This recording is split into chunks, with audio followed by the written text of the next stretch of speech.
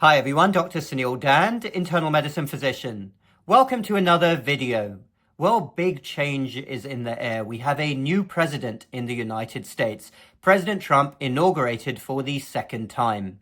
And I do believe that this represents one of the biggest opportunities for successfully moving the needle in the right direction with the health and well-being of the American population and indeed the whole Western world that we've had in many decades.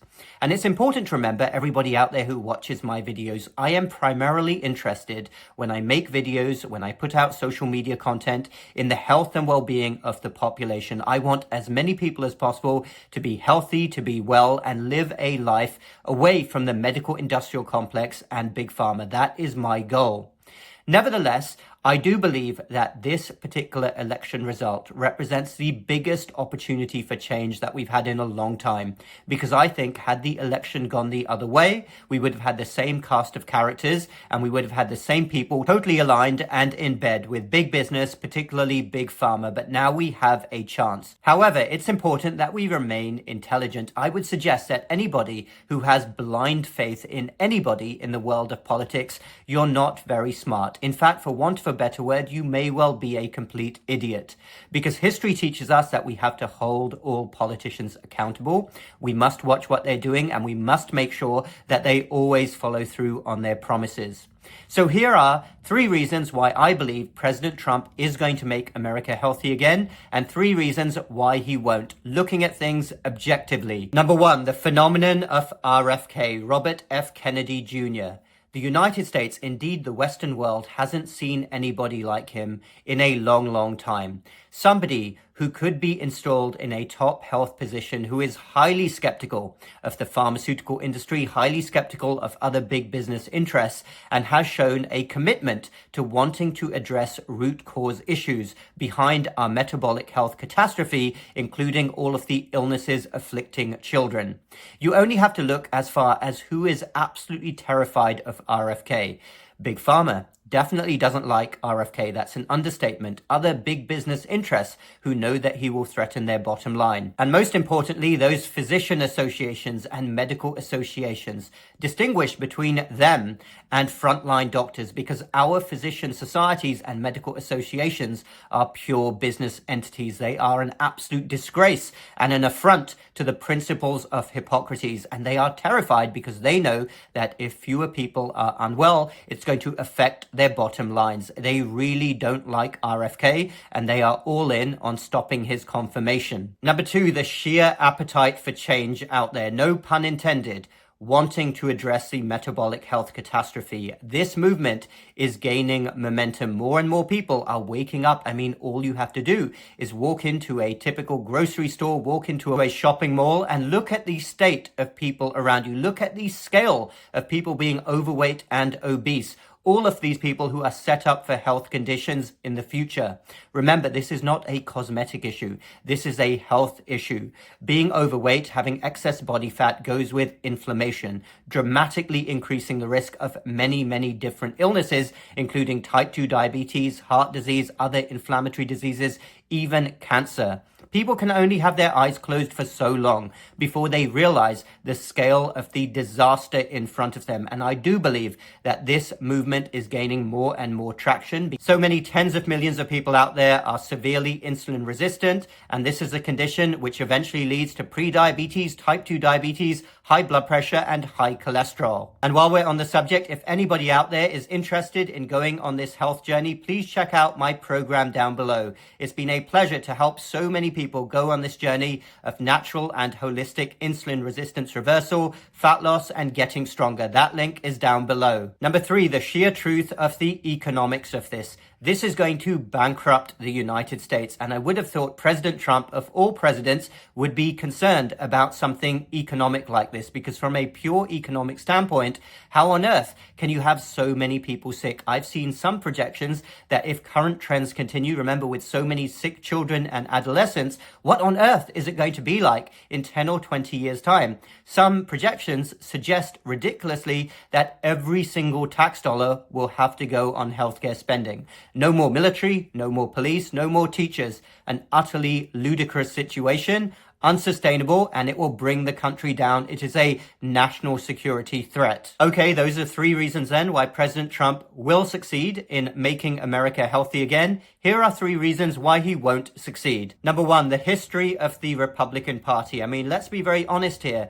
The Republican Party over the last few decades hasn't really been known for not being friendly to big business and big pharma interests. I know we've had a strange thing happen over the last 10 or 20 years where now it is the left that is more aligned with corporations. I mean, who would have thought that 30 or 40 years ago? The left has completely lost its mind. But I am sure that there are a lot of Republican congressmen and senators who are being bankrolled by big business interests and big pharma. So there is a roadblock right there. Number 2, President Trump himself. I mean, let's be brutally honest here. And I couldn't imagine President Trump not wanting anything else than the truth if he was talking to someone man to man. And it is my job as a doctor to tell the truth.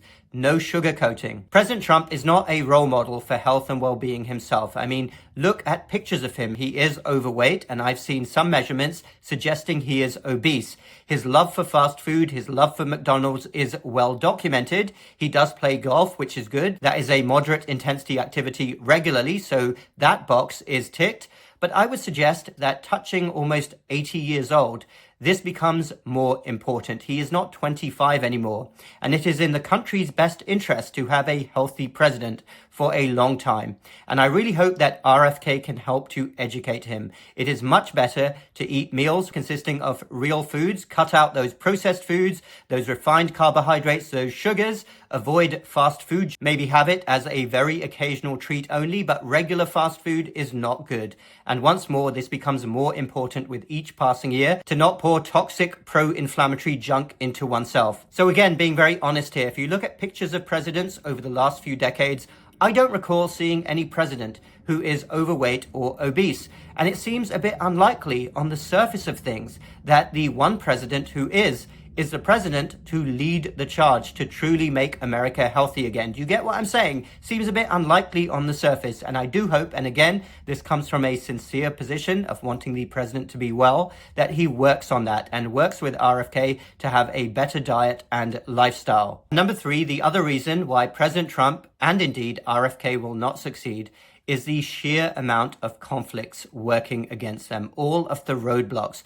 A lot of people out there who don't want America to be healthy and prescription free. Goes without saying, the pharmaceutical companies are not happy with this movement. Venture capital views these soaring diabetes and cancer rates as a way to make money.